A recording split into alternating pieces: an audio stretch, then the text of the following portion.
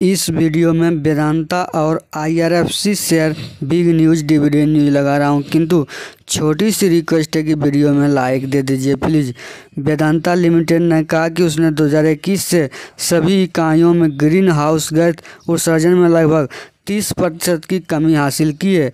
एक शीर्ष कार्यकारी ने कहा कि इसकी सहायक कंपनी हिंदुस्तान जिंक लिमिटेड 2025 तक 50% की कटौती की उम्मीद कर रही है।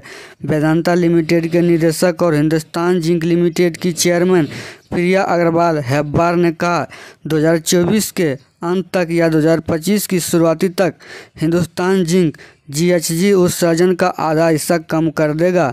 तब तक हमारे सौर और पवन ऊर्जा संयंत्र स्थापित हो जाएंगे, इसलिए हम केवल हिंदुस्तान जिंक में GHG उत्सर्जन में 50% की कमी देख रहे हैं। उन्होंने कहा, हमने 2021 से पूरे वेदांता लिमिटेड में GHG उत्सर्जन लगभग 30% कम कर दिया है, इसलिए हम इन लक्ष्यों को लेकर बहुत महत्वाकांक्षी हैं। उन्होंने कहा कि वेदांता ने नेट शून्य लक्ष्यों को प्राप्त करने के लिए 2.5 गीगावाट के एक बड़े नवीकरणीय ऊर्जा अनुबंध पर हस्ताक्षर किए हैं। उन्होंने कहा, हम इसे अपने लक्ष्य से काफ़ी पहले 2050 से पहले पूरा करने पर विचार कर रहे हैं। कंपनी, जो कि खनन और प्राकृतिक संसाधन में है, महामारी के दौरान आधिकारिक तौर पर एक ESG वर्टिकल बनाया। अपने 9 सर्वोच्च प्राथमिकता वाले पर्यावरण, सामाजिक और कॉर्पोरेट प्रशासन लक्ष्यों में से कंपनी ने कहा कि यह 2050 तक का शून्य कार्बन होगा, जो भारत के 2070 के लक्ष्य से 2 दशक पहले हैं। हमने 2050 के लिए प्रतिज्ञा की है। हिंदुस्तान जिंक जैसी कई इकाइयां इसे बहुत जल्द हासिल कर सकती है, शायद 2035-40 तक, इसलिए हम इसे और भी जल्दी हासिल करने की उम्मीद कर रहे हैं। सुश्री हेब्बार ने कहा, हम जल्द सकारात्मक बनने पर विचार कर रहे हैं। आज की तारीख में हमारी 5 कंपनियां पहले से ही वाटर पॉजिटिव है।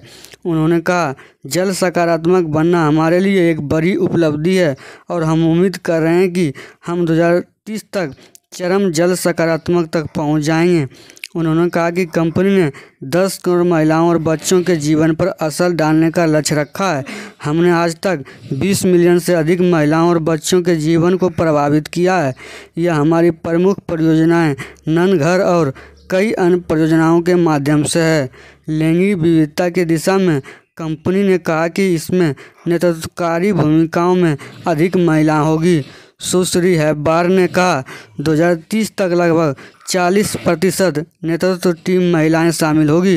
विविधता और समावेशन को देखते हुए हमने ट्रांसजेंडरों को भी काम पर रखना शुरू कर दिया है।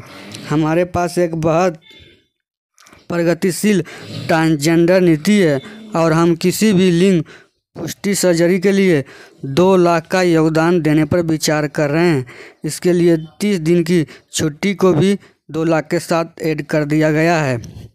GHG उत्सर्जन पर अंकुश लगाने के लिए कंपनी ने एक EV नीति की घोषणा की है, जिसमें यदि उसका कोई कर्मचारी इलेक्ट्रिक व्हीकल खरीदने का विकल्प चुनता है तो वह वाहन की लागत का 30 से 50% भुगतान करेगा। इसके अलावा इसके सभी हल्के मोटर वाहन अगले 5 वर्षों में इलेक्ट्रिकल व्हीकल बनाने जा रहे हैं। इसलिए GHG कटौती के लिहाज से इलेक्ट्रॉनिक व्हीकल नीति हमारे लिए बेहद महत्वपूर्ण है। उन्होंने कहा कि ESG मापदंडों में वेदांता को पिछले साल दुनिया में 16वां स्थान मिला था, लेकिन अब सिर्फ 1 साल में वह दुनिया के 6ठे नंबर पर आ गया है। उन्होंने कहा, साथ ही S&P ग्लोबल ने पिछली तिमाही में हमें नवीकरणीय अनुबंधों के मामले में दुनिया में नंबर 1 का दर्जा दिया है, यहाँ तक कि गूगल और अमेजन से भी ज़्यादा। IRFC 70 पैसा प्रति शेयर फाइनल डिविडेंड की घोषणा किया था, जिसका एक्स डेट अगस्त महीने के इन तक आ जाएगा और एक्स डेट 15 सितंबर से पहले रह सकता है, क्योंकि पिछले साल का फाइनल डिविडेंड का एक्स डेट 15 सितंबर था।